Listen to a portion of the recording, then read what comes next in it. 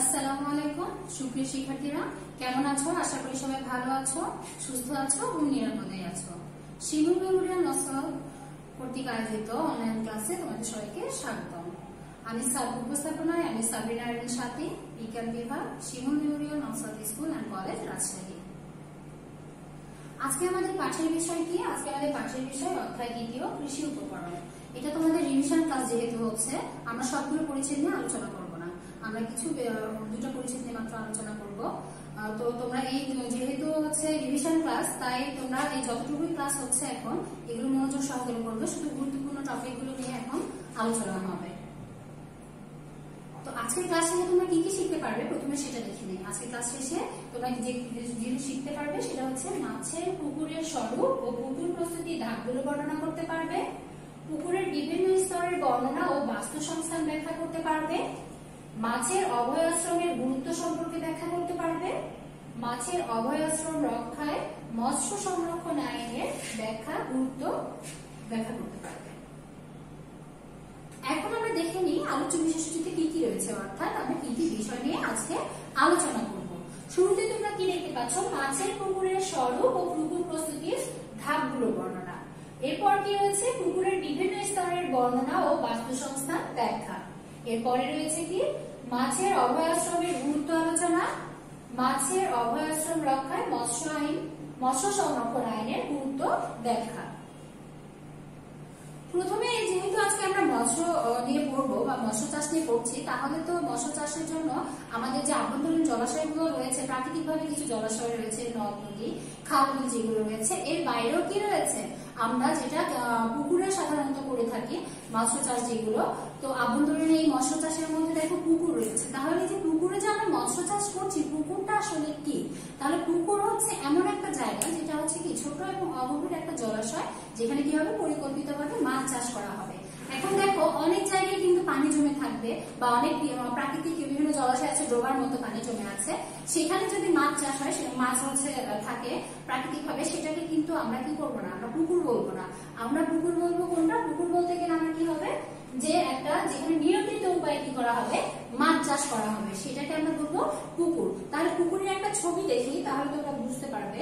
এই যেখানে দেখছো, তার মানে পরিকল্পিত উপায়ে একটা মাছ চাষের যে অবস্থানটা, সেটা হচ্ছে কি এই যে পুকুর। আর পুকুরের যে গভীরতা, সেটা দেখা যায় 0.75 থেকে তোমার 2 মিটার পর্যন্ত হয়ে থাকে।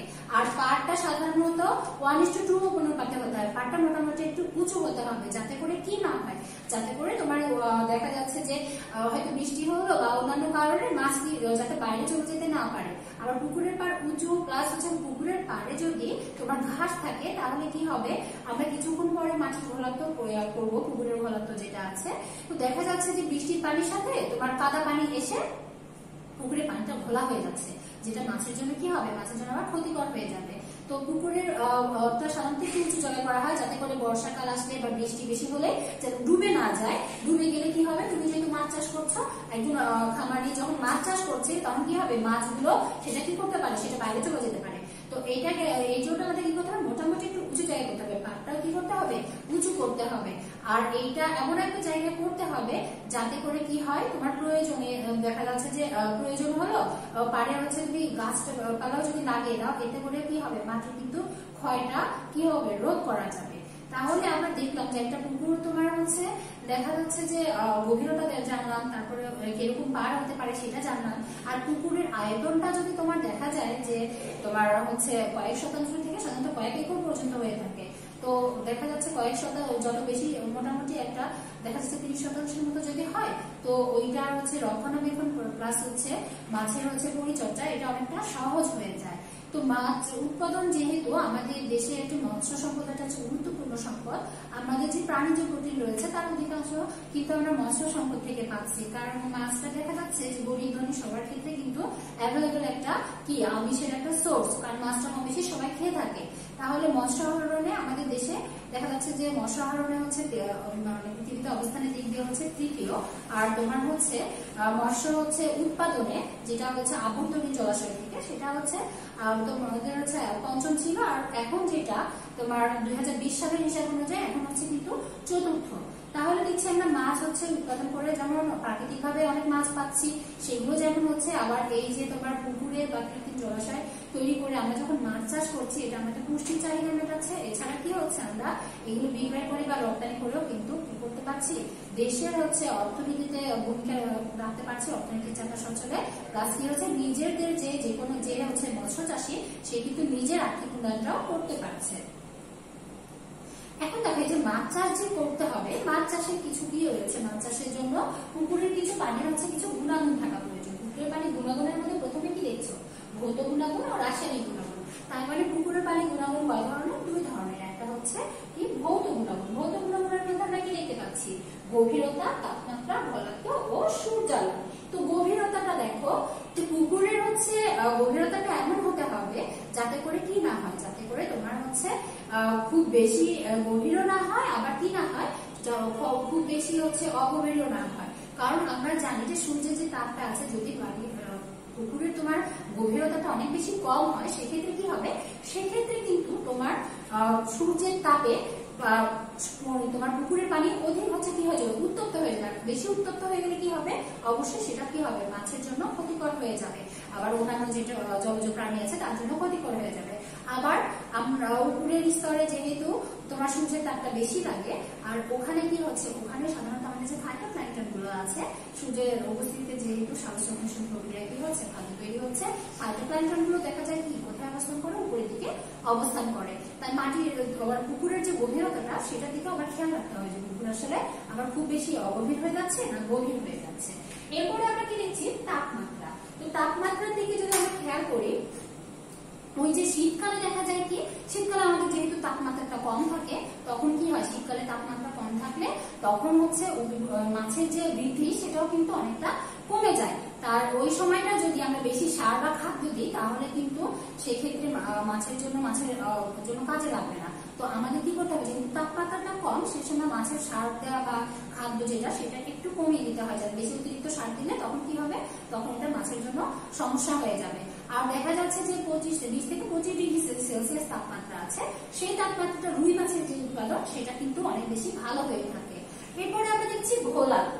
তো ঘোলাক্ত যেটা দেখতেছি, সেটা সাধারণত কি, মাটিতে দেখা যাচ্ছে যে একটা যে কাদার স্তর থাকে পুকুরে, সেই কাদার স্তরটা দেখা যাচ্ছে যে তোমার বেশি যখন হয়ে যাচ্ছে, তখন কিন্তু পানিটা কি হয়ে যাবে, ঘোলা হয়ে যাবে। আর পানি ঘোলা হয়ে গেলে কি হবে, অক্সিজেনের যে যাওয়া আসার ব্যাপারটা আছে জলজ প্রাণীর জন্য বা মাছের জন্য, সেটা কিন্তু পরিমাণটা কমে যাবে, তোমার অক্সিজেন হচ্ছে পেতে সমস্যা হবে। এরপরে দেখো সূর্যালোক। সূর্যালোক, ওই যে আমি প্রথমে বললাম যে সূর্যের যেহেতু তাপমাত্রাটা সবচেয়ে বেশি উপরে লাগে, আর ধীরে ধীরে আমাদের যে ফাইটোপ্ল্যাঙ্কটন গুলো আছে, এগুলো কিন্তু মাছের প্রাকৃতিক খাদ্য হিসেবে কাজ করে। ফাইটোপ্ল্যাঙ্কটন, তারপরে তোমার জুপ্ল্যাঙ্কটন আছে। তো ফাইটোপ্ল্যাঙ্কটনের জন্য আমার কি প্রয়োজন, ফাইটোপ্ল্যাঙ্কটনের জন্য আমার প্রয়োজন যে সূর্যের আলো। কারণ সূর্যের আলোর উপস্থিতিতে কিন্তু কি করতে পারবে, ফাইটোপ্ল্যাঙ্কটন হচ্ছে নিজেদের খাদ্য তৈরি করতে পারবে। ওরা টিকে থাকলে প্রাকৃতিক ভাবে যে খাদ্য, সেটা কিন্তু মাছ পাবে। এরপরে আমি ভৌত গুণাগুণ দেখার পর দেখছি রাসায়নিক গুণাগুণ। রাসায়নিক গুণাগুণের মধ্যে কি আছে দেখো, দ্রবীভূত অক্সিজেন। তার মানে পানিতে নির্দিষ্ট পরিমাণ কি থাকে, তোমার অক্সিজেন দ্রবীভূত থাকে, যেখান থেকে কি করছে, মাছ সহ অন্যান্য যেগুলো জলজ প্রাণী আছে, সেগুলো কি করছে, সেগুলো তোমার অক্সিজেন গ্রহণ করছে। তো নর্মালি যেমন যেটা পানিতে দ্রবীভূত অক্সিজেনের পরিমাণ কি 5 ppm পর্যন্ত, এটা হচ্ছে নর্মালি থাকতে হবে। তার মানে কি, এর কম থাকলে কিন্তু মাছের জন্য ক্ষতি হয়ে যাবে। এরপর আমরা দেখছি দ্রবীভূত কার্বন ডাইঅক্সাইড। দ্রবীভূত কার্বন ডাইঅক্সাইড আমরা যেটা দেখছি, সেটা সাধারণত দেখো, দ্রবীভূত যে কার্বন ডাইঅক্সাইড আছে, ওইটা সাধারণত তোমার 1 ppm থেকে 2 ppm হলে সেটা কিন্তু মানে তোমার কার্বন ডাইঅক্সাইড দ্রবীভূত থাকে, সেটা মাছের জন্য কিন্তু ক্ষতি করা হয় না। কিন্তু বেশি পরিমাণে, নির্দিষ্ট পরিমাণে বেশি পরিমাণে যখন হয়ে যায়, তখন কিন্তু ওটা মাছের জন্য কি ক্ষতিকর। এরপর দেখো পিএইচ। তোমার মাছের হচ্ছে যে পুকুর রয়েছে, পুকুরের পানি যে রয়েছে, পানির একটা নির্দিষ্ট পিএইচ রয়েছে। পিএইচটা কি, অম্ল ক্ষারের যে নির্দিষ্ট পরিমাণ থাকে পানিতে, সেটাকে আমরা বলছি কি, পানির হচ্ছে পিএইচ। তো পিএইচ দেখো, পানির পিএইচ 6.5 থেকে 8.5 পর্যন্ত হলে তোমার ঠিক আছে। এর কম বেশি হলে কিন্তু উভয় ক্ষতিকর। আবার দেখা যাচ্ছে যে ক্ষারের পরিমাণ বেড়ে গেল, পিএইচ এর পরিমাণ হচ্ছে পানিতে বেড়ে গেল, সেই ক্ষেত্রে কি করা যেতে পারে, সেই ক্ষেত্রে দেখা যাচ্ছে তেঁতুল দিয়ে, এটা প্রাকৃতিক উপায়ে যে আমি যদি তেঁতুল দিয়ে কি করি, পানির সাথে মিক্স করে দিই, তাহলে কি হয়, ওর যে তোমার খানির পরিমাণটা বেড়ে গেল, সেটা কিন্তু অনেকটা কি হতে পারে, অনেকটা কম হয়ে যাবে। এরপরে দেখো ফসফরাস, পানিতে আরেকটা যে উপাদান রয়েছে সে রাসায়নিক গুণাগুণ মধ্যে সেটা ফসফরাস। ফসফরাসটা কি করছে দেখো, এটা খুবই অল্প পরিমাণ থাকে এবং যে ফাইটোপ্ল্যাঙ্কটন রয়েছে পুকুরের মধ্যে সেই ফাইটোপ্ল্যাঙ্কটনের উৎপাদনে কিন্তু ফসফরাসটা কি করে, অনেক হেল্প করে। তাহলে আমরা মাছের ভৌত গুণাগুণ ও রাসায়নিক গুণাগুণ দেখে নিলাম। তোমাদের যদি প্রশ্ন আসে যে কোনটি মাছের ভৌত গুণাগুণ বা রাসায়নিক গুণাগুণগুলো লিখো, ব্যাখ্যা করো, যেভাবে প্রশ্ন আসুক না কেন আশা করি তোমরা লিখতে পারবে। এরপর দেখো পুকুরের প্রকারভেদ ও বিভিন্ন স্তর। তো পুকুরের প্রকারভেদের মধ্যে কি দেখছেন, পানির যে স্থায়িত্ব সেটার উপর ভিত্তি করে পুকুরকে কয় ভাগে ভাগ করা আছে, স্থায়ী পুকুর আর অস্থায়ী পুকুর। মানে পুকুরের পানি কত দিন থাকছে বা কত সময় ধরে থাকছে সেটার উপর ডিপেন্ড করে আমার কি হচ্ছে, সেটার উপর ডিপেন্ড করে আমি দুই ভাগে ভাগ করছি। কয় ভাগে, দুই ভাগে। একটা স্থায়ী পুকুর বা বার্ষিক পুকুর, আর একটা হচ্ছে অস্থায়ী বা মৌসুমী পুকুর। এরপর দেখো চাষ কিন্তু মাছের বয়সের উপর ভিত্তি করে, মানে আমি যে মাছগুলো চাষ করছি সেই মাছের পোনা থেকে শুরু করে বৃদ্ধি একবার শেষ পর্যন্ত মাছের বয়সটা কতটুকু বা সাইজটা কতটুকু সেটার উপর ডিপেন্ড করে আমার কি হচ্ছে, বয়সের উপর ভিত্তি করে আমার তিন ভাগে ভাগ করা হচ্ছে। বয়সের উপর ভিত্তি করে তিন ভাগে, একটা হচ্ছে আতুর বা নার্সারি পুকুর, একটা লালন পুকুর, আরেকটা কি, আরেকটা হচ্ছে মজুদ পুকুর। নাম থেকে অনেকটা কিন্তু আমরা আন্দাজ করতে পারছি যে পুকুরগুলো আসলে কেমন হতে পারে। তোমরা একটা ছবি দেখো, এখানে একটা ছবি দেওয়া আছে, এটা কি একটা স্থায়ী পুকুরে। স্থায়ী পুকুরে দেখো সারা বছর এখানে পানি থাকবে আর এটা অনেক বেশি গভীর হয়ে থাকবে, কারণ স্থায়ী পুকুরে কিন্তু তোমার মাছের একবার সর্বোচ্চ বৃদ্ধি পর্যন্ত কিন্তু মাছ এখানে থাকবে। তাই আমাকে কি করতে হবে, আমাকে অবশ্যই এটা গভীর হতে হবে এবং পানির পরিমাণটা কি হতে হবে, বেশি হতে হবে। কারণ সারা বছর যদি পানি না থাকে, আমার একবার পোনা থেকে শুরু করে আমার যে সর্বাধিক বৃদ্ধি পাওয়া পর্যন্ত যে স্তর মাছের যে সাইজটা রয়েছে সেই পর্যন্ত কিন্তু আমার মাছটা ওখানে থাকার জায়গা থাকতে হবে বা তোমার হচ্ছে টিকে থাকতে হবে। এই জন্য আমার স্থায়ী পুকুরে সারা বছর পানি থাকতে হবে, গভীর হবে। আর এখানে দেখো সাধারণত রুই, তারপরে হচ্ছে তোমার মৃগেল আর হচ্ছে কার্প জাতীয় যেগুলো মাছ থাকে সেগুলো কোথায় থাকে, সেগুলো থাকে স্থায়ী পুকুরে। এরপর আমরা দেখছি অস্থায়ী পুকুর বা হচ্ছে মৌসুমী পুকুর। অস্থায়ী পুকুর বা মৌসুমী পুকুরটা খুব বেশি গভীর হয় না, অগভীর হয়ে থাকে আর এখানে 3 থেকে 8 মাস সময় পর্যন্ত কি থাকে, পানি থাকে। তার মানে সারা বছর ধরে কিন্তু পানি থাকছে না। এরপর দেখো এদের হচ্ছে তোমার হচ্ছে এইখানে তোমার সিলভার কাপ, তারপরে তেলাপিয়া, সরপুঁটি, শিং, মাগুর এই জাতীয় মাছগুলো কোথায় থাকে, অস্থায়ী পুকুরে। তাহলে আবার অস্থায়ী পুকুর আর স্থায়ী পুকুর, কোন পুকুরের গভীরতাটা কেমন হয়, কোন ধরনের মাছ থাকে, এটা কিন্তু কি করতে হবে, আমাকে ভালোভাবে নলেজে রাখতে হবে। এরপর দেখো আছে আতুর পুকুর বা নার্সারি পুকুর। তো আতুর নাম শুনে আমরা বুঝতে পারছি যে আমাদের আতুর নামটার সাথে কিন্তু মাছ না, আমরা যখন দেখা যায় একটা বাচ্চা জন্মগ্রহণ করে তখন আমরা বলি না যে একটা নির্দিষ্ট সময় পর্যন্ত বা 40 দিন পর্যন্ত বলি যে কি আতুর ঘরে আছে। তো আতুর থেকে বা নার্সারি পুকুর যেটা আছে এটা থেকে বুঝতে পারছো যে মাছটা একবার রেণুপোনা থেকে শুরু করে একটা তোমার ধানিপোনা পর্যন্ত হওয়া পর্যন্ত যে সাইজটা, সেই সাইজটা পর্যন্ত কোথায় থাকবে, সেই সাইজটা পর্যন্ত আতুর পুকুরে থাকবে। তো আতুর পুকুরে দেখো তোমার হচ্ছে প্রতি শতকে 50 থেকে 100 গ্রাম যে রেণু করা আছে সেটা কিন্তু ছাড়া যাবে। তাহলে কত দেখো, প্রতি শতকে আমরা 50 থেকে 100 গ্রাম। এটা কতদিন রাখা হবে, এখানে দেখো 15 থেকে 30 দিন পর্যন্ত কিন্তু এখানে রাখা হবে। তাহলে এটা গেল আতুর পুকুর। এখানে তোমরা ছবি দেখতে পাচ্ছ আতুর পুকুরে কিভাবে রেণু কণাগুলো রাখা হচ্ছে, এখানে নেট দিয়ে ঘিরে রাখা হয়েছে। কারণ পরবর্তীতে কিন্তু তুমি যদি নেট দিয়ে ঘিরে এভাবে না রাখো, রেণু কণাটা তোমার একবারে মুক্ত অবস্থায় থাকলে ওখান থেকে কালেক্ট করাটা অনেক বেশি কঠিন হয়ে পড়ে আর সবগুলো মাছ কিন্তু সেভাবে কালেক্ট করতে পারবে না। তাই রেণু কণার যেটা আছে আতুর পুকুর যেটা, সেটাতে কিন্তু আমরা এভাবেই কি করবো, এভাবেই হচ্ছে তোমার চাষ করবো। এরপরে আমরা বলছি লালন। লালন শব্দ থেকে আমরা বুঝতে পারছি যে লালন পালনটা শুরু হয়েছে, যেহেতু আমার ধানিপোনার যে সাইজটা ছিল সেখান থেকে তো আমি ছাড়লাম, ছাড়ার পরে কি আমার এই যে আঙ্গুল আছে না, আঙ্গুল পর্যন্ত যেটা আঙ্গুলের পোনা যেটা বলছে বা চারা পোনা, মানে দেখা যাচ্ছে 1 আঙ্গুল পরিমাণ পর্যন্ত যে মাছের যে সাইজটা থাকছে সেটা কোথায় হবে, সেটা আমার এই যে লালন পুকুর যেটা আছে সেখানে হবে। এখানে দেখো প্রতি শতকে তোমার 2500 থেকে 4000 কি ধানিপোনা ছেড়ে কয়েকদিন রাখা যাবে, 2 থেকে 3 মাস চাষ করা যাবে। আগেরটাতে আমরা দেখলাম খুবই অল্প টাইম, আর এখানে কি হচ্ছে এটা আমার কয়েক মাস পর্যন্ত রাখা যাচ্ছে। তাহলে আমার ধানিপোনা থেকে আঙ্গুলে বা চারা সাইজ যেটা আছে সেই সাইজ পর্যন্ত যে মাছটা থাকবে সেটা আমার কোথায় থাকবে, সেটা আমার থাকবে লালন পুকুরে। এখন দেখো মজুদ পুকুর। মজুদ নামটা থেকে আমরা বুঝতে পারছি যে ওখানে কোনো কিছু আমরা মজুদ করে রাখা বা সংগ্রহ করে রাখা বা স্থায়ীভাবে রাখা যেটা বোঝাচ্ছে, তো সেইটা। তো মজুদ পুকুরে তোমার কি হবে, আঙ্গুলের যে সাইজটা গেল সেই থেকে কি হলো, তারপরে মাছ একবারে বড় হওয়া পর্যন্ত আমি 3 কেজি 4 কেজি যে পরিমাণ মানে ওজন পর্যন্ত বা সাইজ পর্যন্ত আমি মাছটা কি করব, বড় করব, তারপরে আমি বিক্রয় করব। একদিন যে চাষ করছে সে যখন করবে তো তাকে কি করতে হবে, এই যে আমার মজুদ পুকুর আছে সেই মজুদ পুকুরে রেখে কি করতে হবে, বড় করতে হবে। তোমরা এখানে একটা ছবি দেখতে পাচ্ছ, এখানে মাছটা কি হচ্ছে, অনেক বড় সাইজ হয়ে গেছে। তার মানে এখন মাছটা ধরার উপযোগী সে মনে করেছে, ধরছে। তাহলে এই সাইজের মাছ নিশ্চয় আমি লালন পুকুর বা আতুর পুকুরে কিন্তু রাখতে পারবো না। আমাকে কোথায় রাখতে হবে, আমাকে মজুদ পুকুরে রাখতে হবে। এখন দেখো পুকুরের স্তর, এই যে পুকুরের গভীরতা, তাপমাত্রা, এগুলোর উপর ভিত্তি করে কি রয়েছে পুকুরের, দেখো তোমার হচ্ছে তারতম্য ঘটে সবকিছু। তো এখানে কি পুকুরকে কয়টা স্তরে ভাগ হচ্ছে, 3টা স্তরে। একটা হচ্ছে কি উপরের স্তর বা উপরিভাগ, মধ্য স্তর বা মধ্যভাগ, নিচের স্তর বা হচ্ছে আমার তলদেশ। তো আমি দেখি উপরের স্তর, যদি তোমরা দেখো উপরের স্তরটা কিন্তু সরাসরি বাতাসের সংস্পর্শে আসছে, তাই এখানে কি হবে, এখানে অক্সিজেনের পরিমাণটা কিন্তু বেশি থাকবে। আর অক্সিজেনের পরিমাণটা যেহেতু বেশি, তাই এখানে ফাইটোপ্ল্যাঙ্কটনও বেশি থাকবে। আর ফাইটোপ্ল্যাঙ্কটনও বেশি থাকছে, তো যে সব মাছ এখানে থাকতে পারে, দেখো সরপুঁটি, কাতলা, সিলভার কাপ, এইগুলো মাছ কি করবে, এগুলো মাছ সাধারণত কোথায় থাকবে, সাধারণত আমার পুকুরের যে স্তরটা আছে সেটাতে থাকবে। তো কার্প জাতীয় যেগুলো মাছ আছে অনেক সময় কি করে, অনেক সময় এরা যে ঘাস যেগুলো আছে সেগুলো কিন্তু খায়। তো ফাইটোপ্ল্যাঙ্কটন যেহেতু খাদ্য গ্রহণ করছে, তো এই যে দেখো এরপরে আছে মধ্যস্তর বা মধ্যভাগ।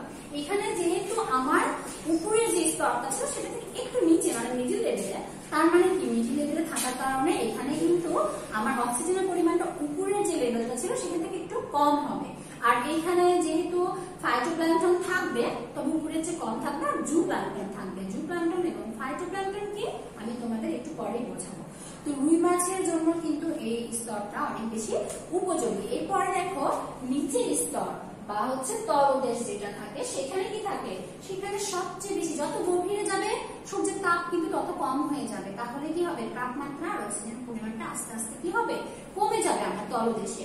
তো তলদেশে দেখো সাধারণত যেগুলো কাদায় থাকে সেই ধরনের হচ্ছে যেগুলো প্রাণী আছে বা হচ্ছে জলজ জীব আছে সেগুলো থাকে, যেমন দেখো শামুক থাকে, তারপরে ঝিনুক থাকে। এছাড়া কি কি দেখো, মৃগেল, কালবাউস, চিংড়ি, পাঙ্গাস, মাগুর এই স্তরে বাস করে। তো আমরা যেটা দেখছি যে 3টা স্তর দেখলাম, তোমরা ছবিটা দেখো। তো ছবিতে তোমরা কি দেখতে পাচ্ছ, এখানে 3টা স্তর রয়েছে, তাই না? এটা মূলত একটা পুকুরের কি বাস্তু সংস্থান। তো আমরা বাস্তু সংস্থান কি, আমরা তো জানি যে বাস্তু সংস্থান হচ্ছে যে একটা পরিবেশে দেখা যাচ্ছে জীব আর জড় একে অপরের সাথে উপর নির্ভরশীল। তো জীব আর জড়ের মধ্যে যে আন্তঃক্রিয়া সেটাকে আমরা কি বলছি, বাস্তু সংস্থান, তাই না? তো একটা জলজ বাস্তু সংস্থানে যখন আমরা উদাহরণ দিতে যাই তখন কিন্তু পুকুরটাকে আমরা ধরে নিই তোমার আদর্শ হচ্ছে একটা বাস্তু সংস্থান হিসাবে। তো বাস্তু সংস্থানে দেখো জীবজ ও জলজ, আমি বলেছি জড় যে জীব এবং জড়ের মধ্যে আন্তঃসম্পর্ক, তাই না? আমরা সূর্যের আলো, oxygen, carbon die oxide, phosphorus, এই যে কথাগুলো বললাম, এগুলো কি, এগুলো নিশ্চয়ই জীবজ উপাদান না, এগুলো কি, এগুলো হচ্ছে জড় উপাদান। তাহলে এটা আর আমার তোমার জীব যেগুলো আছে জীবজ উপাদানের মধ্যে কি রয়েছে, ফাইটোপ্ল্যাঙ্কটন, জুপ্ল্যাঙ্কটন সহ অন্যান্য মাছ যেগুলো রয়েছে। তো এই সবকিছু মিলে তো পুকুরের পরিবেশে একটা সম্পর্ক রয়েছে। পুরো সম্পর্কটা কারো পরস্পরের উপরে যে ইন্টারাকশন, এই সবগুলোকে কি বলছে, সবগুলোকে মিলে যে পরিস্থিতিটা সেটাকে আমরা হচ্ছে বাস্তু সংস্থান। তা পুকুরের বাস্তু মূলত এই 3টা স্তরে যে ভাগ করা হয়েছে, এটা একটা পুকুরের বাস্তু সংস্থানের যে একটা স্তর। তো দেখো প্রথম স্তরে বা উপরের স্তরে এই যে ছবি দেখতে পাচ্ছ তোমরা, গাছপালা রয়েছে, জলজ প্রাণী, এখানে ক্ষুদ্র উদ্ভিদ কোন ফাইটোপ্ল্যাঙ্কটন রয়েছে এখানে। তারপরে এখন মধ্য স্তরে কি রয়েছে বা দ্বিতীয় স্তরটা, সেখানে দেখো সেখানে রুই মাছ, এখানে ছবি দেওয়া আছে, অন্যান্য মাছও থাকছে দেওয়া আছে। তারপরে প্রথম স্তরে এগুলো যারা আছে তাদের কিন্তু থাকছে কি দ্বিতীয় স্তরের খাদ্য। তারপরে লাস্টে একবার নিচের স্তরে বা তৃতীয় স্তরে গিয়ে কি দেখতে পাচ্ছ, আমার যে মৃগেল বা অন্যান্য মাছ আছে এরা কিন্তু আবার এই স্তরের যে জুপ্ল্যাঙ্কটন সব ছোট ছোট মাছ আছে সেগুলো কিন্তু খাচ্ছে। তাহলে এক স্তর থেকে আরেক স্তরে যত যাবে তত কিন্তু কি হয়, যে 3টা খাদ্যের যে স্তর রয়েছে, এক স্তরের মধ্যে আরেক স্তরকে কি করে, আরেক স্তরকে তোমার হচ্ছে খায়। তো এইভাবেও তোমার কি হয়, এইভাবে যে 3টা স্তর রয়েছে বাস্তু সংস্থানটা, তোমাদের বাস্তু সংস্থানের যে বর্ণনা আসবে এভাবে দিতে হয়। তো পুকুরে 3টা স্তর বললেও কিন্তু আমাকে বর্ণনাগুলো খুব সুন্দর করে বুঝিয়ে দিতে হবে। এখন দেখো পুকুরে বসবাসকারী জীব সম্প্রদায়। পুকুরে কি আমার শুধু মাছ আছে এরকম কিন্তু না, মাছ ছাড়াও অন্যান্য কি আছে, আমার হচ্ছে অন্যান্য জীব সম্প্রদায় রয়েছে, এর মধ্যে কি রয়েছে, উদ্ভিদ রয়েছে, প্রাণী রয়েছে। তো এখন আমরা দেখে নিই যে জীব সম্প্রদায় রয়েছে তাদের মধ্যে কি কি রয়েছে। প্রথমে আমরা দেখছি প্লাঙ্কটন। প্লাঙ্কটনটা কি, পুকুরে তোমার পানিতে যে হচ্ছে তোমার আণুবীক্ষণিক যে জীবগুলো রয়েছে সেগুলোকে আমরা কি বলছি, সেগুলোকে আমরা বলছি প্লাঙ্কটন বলছি। তো প্লাঙ্কটনে দেখো তোমার হচ্ছে উদ্ভিদ আর প্রাণী দুই ধরনের রয়েছে যেহেতু প্লাঙ্কটন। তো যেগুলো হচ্ছে ক্ষুদ্র যেগুলো উদ্ভিদ, সেগুলো আণুবীক্ষণিক উদ্ভিদ বা ছোট ছোট যেগুলো উদ্ভিদ সেগুলোকে বলছি ফাইটোপ্লাঙ্কটন। আর যেগুলো ক্ষুদ্র ক্ষুদ্র জীব সেগুলোকে আমরা কি বলছি, জুপ্লাঙ্কটন। ঠিক আছে, ফাইটো অর্থ উদ্ভিদ, জু অর্থ প্রাণী, সেখান থেকে হচ্ছে জুপ্লাঙ্কটন আর ফাইটোপ্লাঙ্কটন। তো ফাইটোপ্লাঙ্কটন মানে কি রয়েছে, তোমার বিভিন্ন ধরনের শৈবাল রয়েছে। তো এখানে দেখো ওখানে নাম দেওয়া আছে কিছু, ক্লোরেলা, অ্যানাবেনা, এগুলো কি, এগুলো বিভিন্ন ধরনের শৈবাল। আর জুপ্লাঙ্কটনের উদাহরণের মধ্যে কি রয়েছে, জ্যাফনিয়া, রটিফার, এছাড়াও অন্যান্য বিভিন্ন ধরনের জুপ্লাঙ্কটনও রয়েছে। এরপরে দেখো সাঁতারু বা হচ্ছে নেকটন। তো সাঁতারু কি, সাঁতারু সেটা আমরা বুঝতে পারছি যেসব প্রাণী কি করছে, যেসব জীব আমার সাঁতার কাটতে পারে পানির উপরে স্তরে, সেই আমরা কি বলছি, সাঁতারু। তো এর মধ্যে কি কি রয়েছে দেখো, এর মধ্যে উদাহরণ হিসেবে কি রয়েছে, মাছ রয়েছে, আর হচ্ছে কি রয়েছে, ব্যাঙ রয়েছে, কারণ কিছু কিছু মাছ কিন্তু আমার উপরের স্তরেও থাকছে। তাহলে এটা গেল সাঁতারু। এরপরে আমরা কি দেখছি, তলবাসী বা বেন্থস। এগুলো সাধারণত তলবাসী বা বেন্থস যেটা, সেটা কোথায় থাকে, সেটা তোমার কাদার উপরে বা কাদার ভিতরে নিমজ্জিত অবস্থায় থাকে বা কাদার সাথে একেবারে লেগে থাকে, এই জন্য এগুলোকে তলবাসী বা বেন্থস বলছে। একেবারে পুকুরে যে নিম্নের স্তর দেখলাম আমরা কিছুক্ষণ আগে ছবিতে, একেবারে নিচের স্তরে তোমার থাকবে।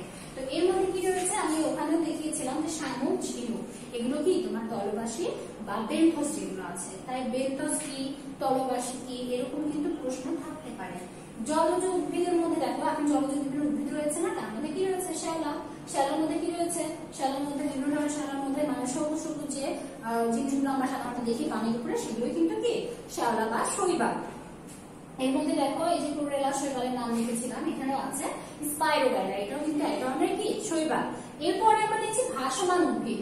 এই ভাসমান উদ্ভিদ যেগুলো দেখছি, এই উদ্ভিদগুলো কিন্তু কি হবে না, উদ্ভিদগুলো যে শিকড়টা রয়েছে সেটা কিন্তু একবার কাদার মধ্যে যে নিমজ্জিত থাকবে এরকম না, পানিতে শিকড় সহ ওই উদ্ভিদের যে অংশটুকু পুরোটাই কিন্তু পানিতে ভাসমান থাকবে। এর মধ্যে কি রয়েছে, কচুরি পানা, টোপা পানা।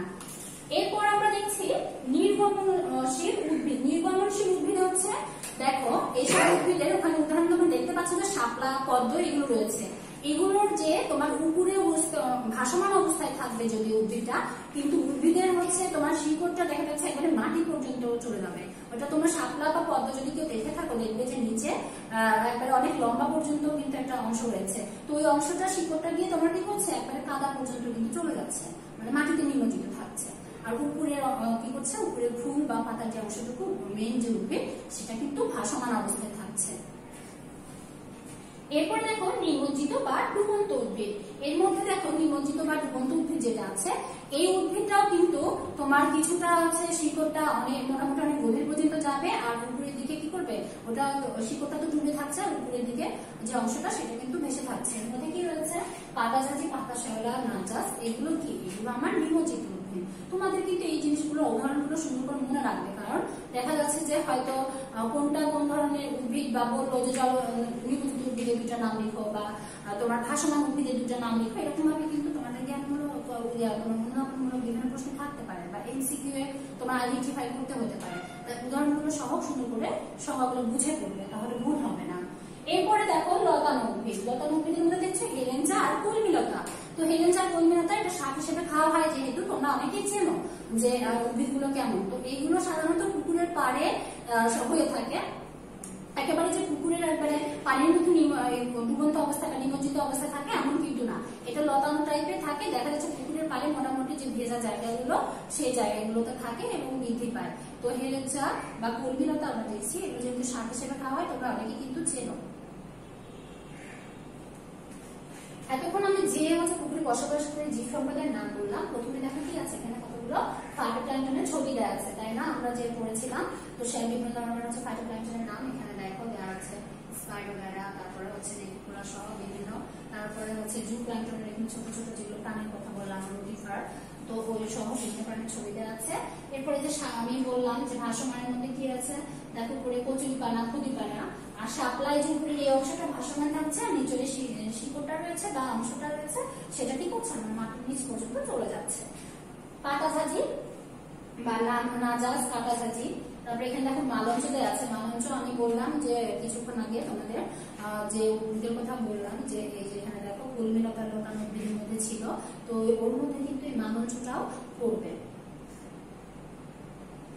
এখন আমরা দেখো মৎস্য কি অভয়াশ্রম সম্পর্কে জানবো, এটা গুরুত্ব জানবো। মৎস্য অভয়াশ্রমটা কি? আমার হচ্ছে অভয় থেকে বুঝছি যেখানে কোনো ভয় নেই, মানে মাছের কোনো ভয় থাকবে না এমন একটা আশ্রম বা স্থান।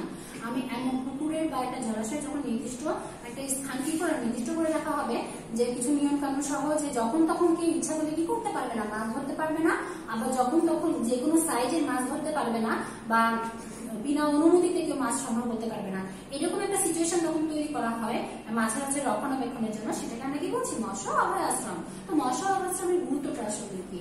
তো তোমরা প্রথমে কি দেখতে পাচ্ছ, মৎস্য অভয়াশ্রমের গুরুত্বের মধ্যে কি রয়েছে? মাছের নিরাপদ আবাসস্থল নিশ্চিত করা। আমি নর্মালি যখন মাছের অভয়াশ্রম হিসেবে একটা পুকুর বা একটা জলাশয় যখন ঘোষণা করবো না, তখন কিন্তু মানুষ কি করবে না, ওইটা নির্দিষ্ট করা না থাকলে যে কেউ কিন্তু যখন তখন মাছ ধরবে, এতে কিন্তু মাছের কি হবে, নিরাপদ আশ্রয়স্থল হলো না। কারণ মাছটা দেখা যাচ্ছে একটা নির্দিষ্ট সাইজ পর্যন্ত না আসতে যখন মাছ আছে, মাছের উৎপাদন বৃদ্ধি কিন্তু কমে যাবে। আমি যদি ছোট অবস্থায় ধরে থাকি তাহলে কি হবে, পোনা মাছ ধরে ফেললাম, মাছটা তো একটা প্রজনন সময় রয়েছে, সেই সময় ডিম পারবে, সেখান থেকে পোনা হবে, রেণু থেকে কি হবে, মাছ হচ্ছে বড় হবে। তো আমার যদি এইটা হয়, তোমার অভয়াশ্রমটা যদি নিশ্চিত না করা হয় তাহলে কি হবে না, তাহলে আমার কিন্তু মাছের উৎপাদনটা তোমার ব্যাহত হবে। তারপরে দেখো মাছের অবাধ প্রজনন ও বিচরণ ক্ষেত্র ও সম্প্রসারণ। আমি বলেছিলাম মাছের হচ্ছে অবাধ হচ্ছে এখানে বিচরণ ক্ষেত্র বা সংরক্ষণের কথা, প্রজননের কথা বললাম। মাছের আমার যখন প্রজনন টাইম, আমি তার আগে দেখা গেল কি করলাম, মাছ সংগ্রহ করে ফেললাম, তাহলে কি আমার মাছ উৎপাদন কি বৃদ্ধি পাবে? পাবে না। তাহলে কি হবে, এই জন্য আমার কি করতে হবে, অভয়াশ্রমের গুরুত্ব রয়েছে। তারপরে দেখো কিছু কিছু মাছ রয়েছে হয়তো বিলুপ্ত প্রায় বা বিপন্ন হয়ে যাচ্ছে, সেসব মাছ আমার কি করতে হবে, সেসব মাছ রক্ষণাবেক্ষণের জন্য আমার কি করা যাবে, আমার এই অভয়াশ্রমে গুরুত্ব রয়েছে। তারপরে দেখো প্রাকৃতিক খাদ্য নিশ্চিত করতে, আমরা তো বিভিন্ন ধরনের খাদ্য দিচ্ছি, দেখা যাচ্ছে বিভিন্ন ফিশ ফিড হচ্ছে কিনতে পাওয়া যায়, সেগুলো বাদেও আমি যে ফাইটোপ্লাঙ্কটন জুপ্লাঙ্কটন সব বিভিন্ন কথা বললাম, এগুলো কিন্তু মাছের খাদ্য হিসেবে ব্যবহার হচ্ছে। এগুলো কি আমরা কি বাহির থেকে দিচ্ছি? আমরা বাহির থেকে দিচ্ছি না, এগুলো কি হচ্ছে, এগুলো প্রাকৃতিক ভাবে কিন্তু উৎপাদন হচ্ছে। তাহলে এই যে প্রাকৃতিক ভাবে মৎস্যের হচ্ছে যে খাবার আছে সেটা যে উৎপাদন, সেই প্রাকৃতিক ভাবে মৎস্যের খাবার উৎপাদনের জন্য কিন্তু আমার অভয়াশ্রমটা কি করার জন্য গুরুত্বপূর্ণ। তারপর প্রজননক্ষম মাছের রক্ষার বংশবৃদ্ধি মজুদ বৃদ্ধি। আমার যে মাছটা প্রজননক্ষম, দেখা গেল প্রজননে সক্ষম বা ডিম, আমরা অনেক সময় মাছ খাচ্ছি না, মাছের পেট ভর্তি ডিম থাকছে, তার মানে কি আমরা কিন্তু মাছের যে প্রজনন বা বৃদ্ধি সেটা কিন্তু ধ্বংস করে ফেললাম। কারণ ওই ডিমটা থেকে কিন্তু পরবর্তীতে রেণু পোনা থেকে শুরু করে মাছটা বংশ বৃদ্ধি হবে। তাহলে ওই অবস্থায় যদি মাছটা কি করা হয়, কেউ ধরে ফেলে বা বাজারজাত করে, তাহলে কি হবে, ওইটা কিন্তু মাছের হচ্ছে বংশ বৃদ্ধিটা কিন্তু কমে গেল। জলজ পরিবেশে মাছের জীব বৈচিত্র্য সংরক্ষণ করা যায়। জলজ পরিবেশে তোমার মাছের যে জীব বৈচিত্র্য থাকছে, বিভিন্ন ধরনের যে মাছ থাকছে প্রাকৃতিক ভাবে, সেই মাছটা কি করতে পারছে, বা আমি যে ছেড়ে দিচ্ছি বিভিন্ন ধরনের মাছ একজন খামারি, তাহলে সেগুলো কি করছে, সেগুলো তোমার সংরক্ষণ করা যাবে। এখানে তোমরা একটা ছবি দেখতে পাচ্ছ, এখানে একটা মৎস্য অভয়াশ্রমের ছবি দেওয়া আছে।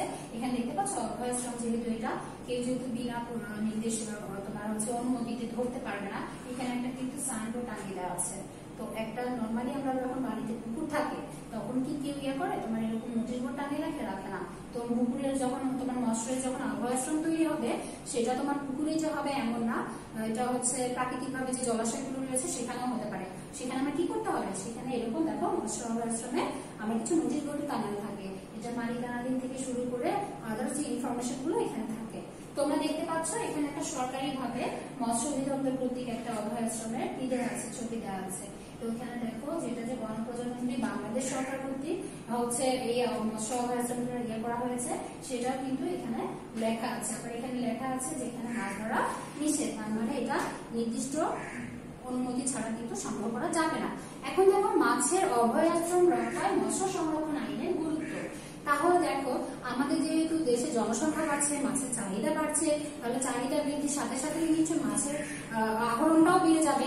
তাহলে এখান থেকে দেখা যাচ্ছে যে পোনা মাছ, ডিমওয়ালা মাছ যখন সংগ্রহ করে ফেলছে, এগুলো রোধ করতে আমাকে কি করতে হবে, আমি তো নর্মালি বিভিন্নভাবে বলে যখন একটা খামারি বা যদি তোমার সরকার কর্তৃক যখন রোধ করা যাচ্ছে না, এর পাশাপাশি আমাদের কিছু কি করতে হয়, কিছু আইন থাকতে হয়। আইন থাকলে সেটা কি করা যায়, রোধ করতে অনেকটা সহজ হয়। তো দেখো 1950 সালে কি করেছে, মৎস্য রক্ষা ও সংরক্ষণ একটা আইন করা হয়। এটা কি করা হয়েছে, এটা হচ্ছে মাছের আকার, তারপর তোমার বৃদ্ধি, প্রজনন, এগুলো কি করে বিচরণ ক্ষেত্রে এগুলোর মধ্যে কতিপয় বিধিনিষেধ সহ এই আইনটা করা হয়েছে। তো 1950 সালে যেহেতু করা হয়েছে, তো এই আইনের নামটা কি, এই আইনের নামটা হচ্ছে মৎস্য রক্ষা ও সংরক্ষণ আইন 1950।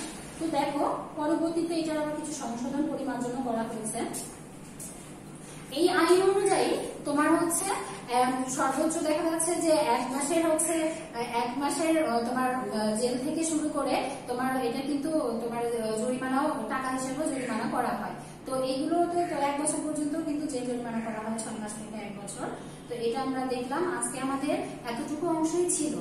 তোমাদের যেহেতু রিভিশন ক্লাস, আমি বলেছি সবগুলো পরিচ্ছেদ হচ্ছে না, তো এখান থেকে বেছে বেছে 2টা পরিচ্ছেদ ছিল। তো এই 2টা পরিচ্ছেদ নিয়ে আমরা আলোচনা করলাম। এখানে আমরা কি কিছু প্রশ্ন দেখতে পাচ্ছি। পুকুরের পানির গুণাগুণকে কয় ভাগে ভাগ করা যায়? আমরা প্রথমে বলেছি কয় ভাগে ভাগ করা যায়, 2 ভাগে, তাই না? ভৌত ও রাসায়নিক গুণাগুণ। পুকুরকে কয়টি স্তরে ভাগ করা যায়? কয়টি স্তরে ভাগ করা যায় আমরা ছবি সহ দেখিয়েছি, 3টি স্তরে। মৌসুমী পুকুর কাকে বলে? যেখানে কি আমরা হচ্ছে অস্থায়ী পুকুর, যেটা আমার 3 থেকে সারা বছর পানি থাকছে না, এটা হচ্ছে 3 থেকে 8 মাস পানি থাকছে, এই ধরনের যে পুকুর সেটাকে আমরা কি বলছি। তাহলে দেখো মৌসুমী পুকুর কাকে বলে আমরা দেখলাম, যে যেখানে কি হচ্ছে অস্থায়ী ভাবে মাছ চাষ করা হচ্ছে, 3 থেকে 8 মাস সাধারণত পানি থাকে, সেটা হচ্ছে মৌসুমী পুকুর। এরপরে দেখো 2টি নিমজ্জিত উদ্ভিদের নাম বলো। আমি কিন্তু শেষের দিকে পড়ালাম 2টা নিমজ্জিত উদ্ভিদের নাম বলে তোমরা কি বলবে, পাতা ঝাঁঝি বা কাটা ঝাঁঝি, এই ধরনের 2টা নাম বলবে। আগামী দিন তোমাদের এই অংশের উপর কি আছে, টপলেস আছে। তো টপলেসটা বাসায় ভালোভাবে দিবে, আর অবশ্যই কি করবে, হোয়াটসঅ্যাপের সাথে কি করবে, তোমাদের টপলেসের হচ্ছে সলভটা দেখে মিলিয়ে নিবে।